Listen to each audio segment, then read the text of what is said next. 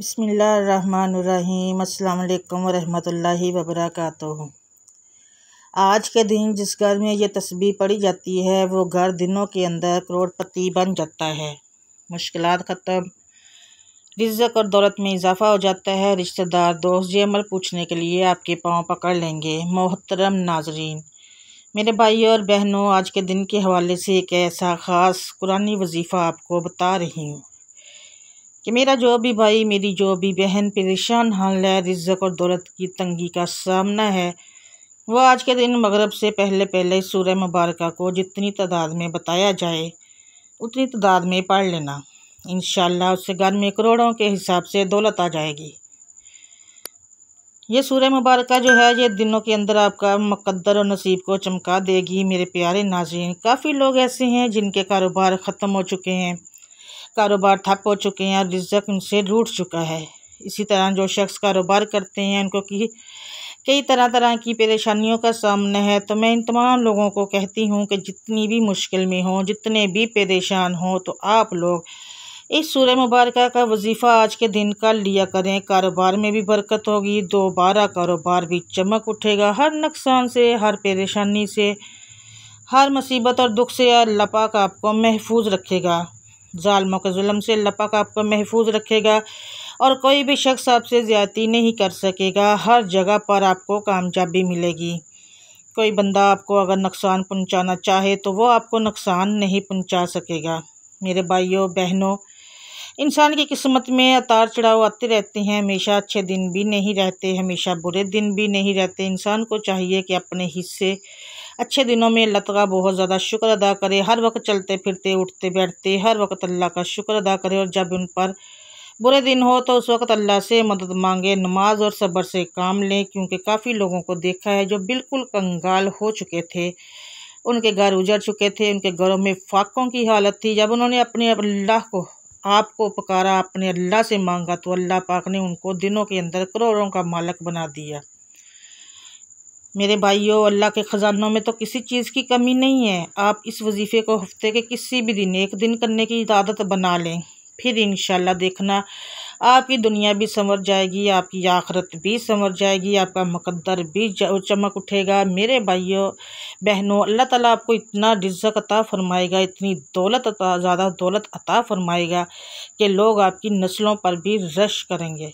मेरे भाइयों बहनों, नस्लों से अभी यानी जो आपकी आने वाली नस्लें हैं उनसे भी रिज़्क़ ख़त्म नहीं होगा। अल्लाह ताला ने इस अमल के अंदर इतनी ज़्यादा ताकत, इतना ज़्यादा मौजज़ा और तासीर रखी है। बहुत से लोग कहते रहते हैं कि भाई वजीफ़े से रिज़्क़ कैसे मिलता है, वज़ाइफ से रिज़्क़ कैसे मिलता है। हम वज़ाइफ कर कर के थक गए हैं, हम तस्बीहात पढ़ पढ़ के थक गए हैं। आप इस अमल को खुद कर लें। तो मेरे भाइयों, मैं आपको बताती चलूँ, आज अगर मैं इस मकाम पे हूँ, आपको मेरी आवाज़ आ रही है, तो ये सिर्फ़ अपने अल्लाह के करम से, अपने अल्लाह की रहमत से हूँ। वरना मैं गुनाहगार इंसान आज से 4-5 साल पहले मुकम्मल तौर पर डूब चुकी थी।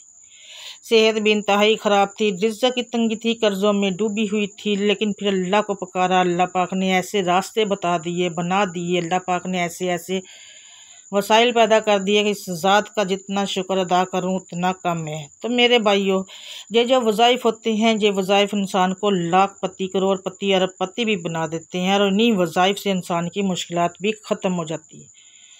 मेरी अल्लाह पाक से दुआ है कि अल्लाह पाक आप तमाम लोगों पर करम फरमाए, आपके लिए रिज़्क़ के दरवाज़े खुल जाएं। जो आपकी मुश्किलात का सामना है, जो आपको परेशानी का सामना है, आपकी परेशानियाँ, आपकी मुश्किलात ख़त्म हो जाएं। तो ये आज का वजीफ़ा कौन सा है, ये तमाम लोग नोट कर लें ताकि आपको किसी तरह का कोई मसला ना हो। इस अमल को आप लोग मेरे साथ वादा करें कि ज़्यादा से ज़्यादा शेयर करेंगे ताकि ज़्यादा से ज़्यादा हमारे भाई बहन, हमारी बहनें, हमारे दोस्त इस अमल को कर सकें। तो मेरे भाइयों और बहनों, ये सूरह क्रैश का वजीफ़ा है। सूरह क्रैश इतनी मुबारक सूरह मुबारक है कि इससे इंसान की मुश्किलात भी ख़त्म होती है, इंसान की परेशानियां भी ख़त्म होती हैं, इंसान एक बेहतरीन ज़िंदगी गुजारता है। कोई परेशानी उसको नहीं छू सकती, कोई टेंशन उसके पास नहीं आती। और हर मर्द इस अमल को कर सकता है, हर औरत इस अमल को कर सकती है। करना अपने इस तरह से है कि आपका जो भी मकसद है, आप जो भी ख़ास मकसद के लिए रिज़्क़ के हवाले से है, चाहे किसी का कारोबार डूब रहा है वो कर ले, किसी के रिज़्क़ और दौलत की तंगी है वो कर ले, जिसको जो परेशानी है उस परेशानी के हवाले से कर ले। रिज़्क़ के हवाले से अब इसके लिए इस अमल को कर सकता है। करना अपनी इस तरह से है कि सबसे पहले आपने दुरूद पाक पढ़ लेना है, दुरूद इब्राहिमी पढ़ लें 11 मरतबा। वैसे भी दुरूद पाक की बड़ी फजीलत है। इसके बाद आपने सूरह क्रैश पढ़ लेनी है। इस सूरत के बारे में थोड़ा सा बताती चलूँ आपको। क्रैश का कबीला नबी सल्लल्लाहु अलैहि वसल्लम के जद अली कसी बिन कल्लाब के ज़माने तक हज्जाज में मुंतशिर था। सबसे पहले कसी ने उसको मक्का में जमा किया और बैतुल्लाह की तौलीद उस कबीले के हाथ में आ गई। इसी बिना पर कसी को मजतमा में जमा करने वाले का लक़ब दिया गया। मजमे में इस शख्स ने अपने आला दर्जा के तदब्बुर से मक्का में एक शहरी रियासत की बुनियाद रखी और जुमला अतराफ़ अरब से आने वाले हाजियों की खिदमत का बेहतरीन इंतज़ाम किया, जिसकी बदौलत रफ्ता रफ्ता अरब के तमाम कबाइल और तमाम इलाकों में क्रैश का असर और रसूख कायम होता चला गया। कसी के बाद उसके बेटों अब्दुल मनाफ और अब्दुल दार के दरमियान मक्का की रियासत के मुनासिब तकसीम हो गई, मगर दोनों में से अब्दुल मनाफ को अपने बाप के ही के ज़रिए मानने में ज़्यादा नामवरी हासिल हो चुकी थी और अरब में इसका शर्फ तस्लीम किया जाने लगा था। अब्दुल मनाफ के 4 बेटे थे, हाशिम, अब्द शम्स, मतलिब और नौफल। इनमें से हाशिम अब्दुल मुत्तलिब के वालिद और रसूलुल्लाह सल्लल्लाहु अलैहि वसल्लम के परदादा को सबसे पहले ये ख्याल पैदा हुआ कि इस बैनुल अक़वामी तिजारत में हिस्सा लिया जाए जो अरब के रास्ते बलाद मशरिक़ और शाम व मिस्र के दरमियान होती थी, और साथ साथ अहले अरब की ज़रूरियात का सामान भी ख़रीद कर लाया जाए ताकि रास्ते के कबाइल इनसे माल ख़रीदें और मक्का की मंडी में अंदरूने मुल्क के तजारी ख़रीदारी के लिए आने लगे।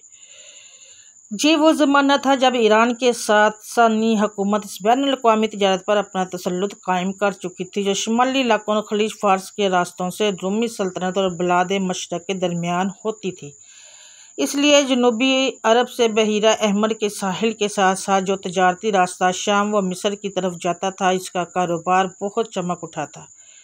दूसरे अरबी काफ़िलों की बेनिस्बत क्रैश को ये सूरत हासिल थी कि रास्ते के तमाम कबाइल बैतुल्लाह के खदाम होने की हैसियत से उनका एहतराम करते थे। हज के ज़माने में नहायत फ़याज़ी के साथ हजियों की जो खिदमत क्रैश के लोग करते थे, उसकी बना पर सब इनके एहसान मानते। इन्हें इस अमर का कोई ख़तरा न था कि रास्ते में कहीं इनके काफ़िलों पर डाका मारा जाएगा। रास्ते का कबाइल इनसे राहगुज़र के वो भारी टैक्स भी वसूल न कर सकते थे जो दूसरे काफ़िलों से तलब किया जाता था। हाशिम ने इन्हें तमाम पहलुओं को देखकर तजारत की स्कीम बनाई और अपनी इस स्कीम में अपने बाकी तीनों भाइयों को शामिल किया। शाम के गस्सानी बादशाह से हाशिम ने, हब्श के बादशाह से अब्द शम्स ने, यमना अमरा से मतलब ने और अराक व फ़ारस के हुकूमतों ने, नौफल ने तजारती मराहत हासिल की। इस तरह इन लोगों की तजारत बड़ी तेज़ी से तरक्की करती चली गई। इसी बिना पर ये चारों भाई मतजरीन तजारत पेशा के नाम से मशहूर हो गए और जो रवाबत इन्होंने गुर्द व पेश के कबाइल और रियासतों से कायम किए थे, उनकी बना पर इनको सहाबे अल-अलाफ भी कहा जाता था, जिसके मानी उल्फत पैदा करने वालों के है। मोहतरम नाजरीन, इस कारोबार की वजह से कुरैश के लोगों को शाम, मिस्र, इराक, ईरान, यमन और हब्श के ममालिक से तल्लुकात के वो मौक़े हासिल हुए और मुख्तलिफ़ मुल्कों की सकाफ़त व तहज़ीब से बराह रास्त साबका पेश आने के बायस उनका मेयार बिनिश इतना बुलंद होता चला गया कि अरब का कोई दूसरा कबीला उनकी टक्कर का ना रहा। माल व दौलत के एतबार से भी वो अरब में सब पर फाइक हो गए और मक्का जज़ीरतुल अरब का सबसे ज़्यादा अहम तजारती मरकज़ बन गया। इन बैनुल अक़वामी ताल्लुकात का एक बड़ा फ़ायदा ये भी हुआ कि इराक़ से ये लोग वो रस्मुल ख़त लेकर आए जो बाद में कुरान मजीद लिखने के लिए इस्तेमाल हुआ। अरब के किसी दूसरे कबीले में इतने पढ़े लिखे लोग न थे जितने क्रैश में थे। इन्हीं वजहों से नबी सल्लल्लाहु अलैहि वसल्लम ने फरमाया था कि क्रैश कादतुल नास, क्रैश लोगों के लीडर है। हवाला मसनद अहमद, मरवियात अमर बिन अल-आस और हज़रत अली रज़ी अल्लाह तआला अन्हु की रवायत बैकी में है कि हुज़ूर सल्लल्लाहु अलैहि वसल्लम ने फरमाया, कान हाज़ल अमरी, पहले अरब की सरदारी कबीला हमीर वालों को हासिल थी, फिर अल्लाह ताला ने वो इनसे स्लिप करके क्रैश को दे दी। मोहतरम नाजरीन, कुरैश इसी तरह तरक्की पे तरक्की करते चले जा रहे थे कि मक्का पर इब्राहा की चढ़ाई का वाक़या पेश आ गया। अगर इस वक्त इब्राहा उस शहर मुक़द्दस को फ़तह करने और काबे को ढा देने में कामयाब हो जाता तो अरब में क्रैश ही की नहीं, खुद काबा की धाक भी ख़त्म हो जाती। ज़माना जाहिलियत के अरब का ये अकीदा मतज़लज़ल हो जाता कि ये घर वाकई बैतुल्ला है।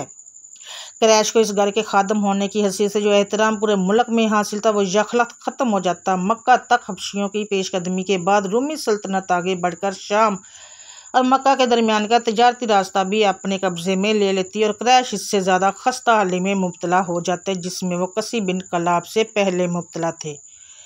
लेकिन जब अल्लाह ताला ने अपनी कुदरत का यह करिश्मा दिखाया कि परिंदों के लश्करों ने इस अंग्रेज़ी मार मार कर बराहा की लाई हुई 60,000 हबशी फ़ौज को तबाह व बर्बाद कर दिया और मक्का से यमन तक सारे रास्ते में जगह जगह इस तबाहशुदा फ़ौज के आदमी गिर गिर कर मरते चले गए, तो काबा के बैतुल्ला होने पर तमाम अहले अरब का ईमान पहले से बददर्जा ज़्यादा मजबूत हो गया और इसके साथ क्रैश की ढाक भी मुल्क भर में पहले से ज़्यादा कायम हो गई। अब अरबों को यकीन हो गया कि इन लोगों पर अल्लाह का फजल ख़ास है। वो अब बेखटके अरब के हर हिस्से में जाते हुए अपने तिजारती काफ़िले लेकर हर इलाके से गुजरते। किसी की ये जुर्रत न थी कि इनको छेड़ता। इन्हें छेड़ना तो दरकिनार, उनकी अमान में कोई खैर क्रैश भी होता तो उससे कोई तारुज़ न किया जाता था। इसके बाद आपने 41 मरतबा सूरह क्रैश पढ़ लेनी है। ये आपकी स्क्रीन पर शो हो रही है। आपको वैसे भी ज़बानी याद होती होगी। अगर ज़बानी याद नहीं है तो आप इसका स्क्रीनशॉट लेके रख सकते हैं। आपने ये सूरत पढ़नी है। इसका तर्जुमा भी साथ है। तर्जुमा अगर पढ़ सके तो ठीक है, लेकिन सूरह क्रैश आपने ज़रूर पढ़नी है।